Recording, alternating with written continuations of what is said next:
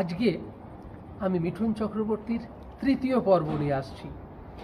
দেখুন, অ্যাকচুয়ালি ব্যাপারটা হচ্ছে যে ওনার সম্পর্কে আলাদা করে বলার কিছু নেই। আমার প্রথম একটা পর্ব, দ্বিতীয় একটা পর্ব যথেষ্ট গৌরবের সঙ্গে ইউটিউবে চলছে। তৃতীয় পর্বটা আমি নিয়ে আসলাম কারণ আমি আরও পর্ব নিয়ে আসবো আগামী দিনে। গৌরাঙ্গ চক্রবর্তীর সম্পর্কে কিছু কথা বলার ছিল আমার। গৌরাঙ্গ চক্রবর্তীর সেই 60-এর দশকের শেষ, 70-এর দশকের শুরুর দিকে উথাল পাথাল পশ্চিমবঙ্গে যখন নকশাল আন্দোলনের তীব্রতার ঝাঁঝ দিনে দিনে বাড়ছে, সেই সময় প্রতিটি পরিবারের যে অবস্থা হতো, সেই অবস্থাগুলোর কথাই কিন্তু আমি তুলে ধরার ছোট্ট ছোট্ট গল্পের মধ্যে দিয়ে চেষ্টা করেছি। তো দেখতে থাকুন, সঙ্গে থাকুন, চ্যানেল সাবস্ক্রাইব করবেন, এই অনুরোধটুকু আপনাদের কাছে রয়েছে। আমি চতুর্থ পর্বও নিয়ে আসবো, আপনারা কিন্তু আমার সঙ্গে থাকবেন। চলুন। সস্ত্রীক মিঠুন চক্রবর্তী ওরফে গৌরাঙ্গ চক্রবর্তী মায়ের সঙ্গে। দিদুন খুব ভালো মানুষ ছিলেন। আসলে আমার এই ভিডিওতে যেটা দেখছেন, এখানে কেউই কিন্তু বাইরের কেউ নন, সব আত্মীয় স্বজন মিঠুন চক্রবর্তীর, যাদেরকে কোনোদিন আপনারা কেউ দেখতে পাননি ইউটিউবে বলুন বা অন্যান্য জায়গায় বলুন। এখানে এরকম অনেক মানুষের ছবি আমি দিচ্ছি। তো যাই হোক, সময়টা 60-এর দশকের শেষের দিক।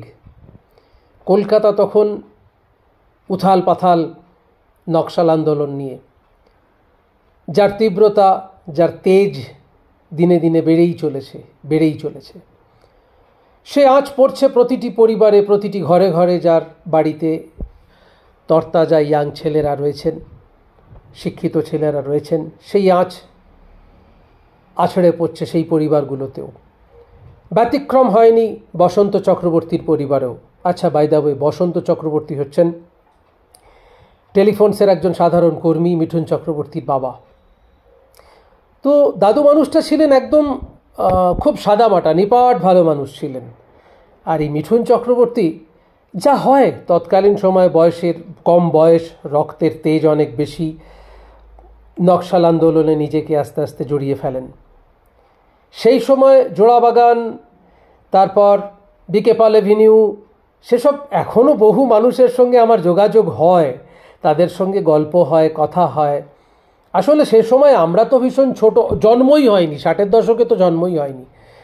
তো যাই হোক, এখানে বেশ কিছু ছবি মমতা শঙ্করের সঙ্গে, মৃণাল সেনের সঙ্গে, কারণ মমতাদির সঙ্গে মিঠুন চক্রবর্তীর একটা অদ্ভুত সম্পর্কের কথা এখন এই সোশ্যাল মিডিয়ার মাধ্যমে সকলেই জানেন।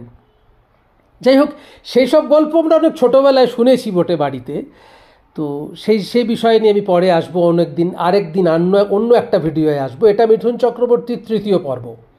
আমি অনেকগুলো পর্বে নিয়ে আসবার চেষ্টা করছি মিঠুন চক্রবর্তীকে। আমি আলাদা করে পরিচয় করাচ্ছি না কারোর সঙ্গে, কারণ দেখুন, সোশ্যাল মিডিয়ার দৌলতে সবাইকে চেনেন। কিন্তু এমন অনেক গল্প রয়েছে, পারিবারিক গল্প রয়েছে, যেগুলো যতটুকু সম্ভব কাটছাট করে আনা যেতেই পারে। তো সেই রকমই 70-এর দশকে বাড়িতে যখন মিঠুন চক্রবর্তীকে নিয়ে, তখন মিঠুন হননি, তার আগে মিঠুন চক্রবর্তীর আগে তিনি মুম্বাইতে গিয়ে যখন স্ট্রাগল করছেন, তখন তিনি রানারেজ। তো তার আগে যখন এই যে সস্ত্রীক মিঠুন চক্রবর্তী, তখন সে অনেক পরের ছবি এগুলো, তখন তিনি গৌরাঙ্গই ছিলেন। তো গৌরাঙ্গকে নিয়ে ভীষণ টানাপোড়েন, ভীষণ সমস্যা, বাড়িতে পুলিশ হানা দিচ্ছে, নকশাল আন্দোলনের সঙ্গে নিজেকে জড়িয়ে ফেলেছে, বিকে পাল এভিনিউতে সব বন্ধুবান্ধবরা ছড়িয়ে ছিটিয়ে গেছে, ছিটকে যাচ্ছে এদিক ওদিক। সে এক অদ্ভুত পরিস্থিতি। সেসব গল্প, শোনা গল্প যদিও। তো বাড়িতে একটা গোল টেবিল বৈঠক হলো তৎকালীন সময়। গোল মিটিংয়ে এটাই সিদ্ধান্ত নেওয়া হলো যে মিঠুনকে, অর্থাৎ গৌরাঙ্গকে, মুম্বাই চলে যেতে হবে কাকার কাছে।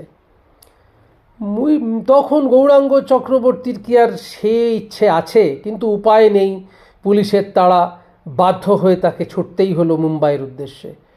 একটা অজানা সফর বলতে পারেন, আননোন ট্যুর। মিঠুন চক্রবর্তী তখনও মিঠুন চক্রবর্তী হননি, গৌরাঙ্গ চক্রবর্তী জানেনও না যে আগামী দিনে মুম্বাইতে গিয়ে তিনি কী করবেন, কী খাবেন, কিভাবে থাকবেন, কোথায়, কাকার বাড়িতে, ওইটুকুই শুধু ভাবনা। তাও সেখানে থাকা হয়ে ওঠেনি। যাই হোক, তারপরে স্ট্রাগেলের গল্প বলুন বা অন্যান্য গল্প, এগুলো তো আপনারা সবাই জানেন। তো আপনাদের কাছে আমার অনুরোধ, চ্যানেল সাবস্ক্রাইব করবেন। চ্যানেল সাবস্ক্রাইব করলে এরকম অনেক অজানা গল্প আমি মিঠুন চক্রবর্তীর নিয়ে আসব, কারণ আমি মানুষটাকে খুব কাছ থেকে বহুবার বহু সময় দেখেছি। তার অনেক গল্প আমার কাছে আছে। একটা সময়, সেটা ধরুন 90-এর দশক, মুম্বাইতে গিয়ে আমরা সেখানে থাকতাম।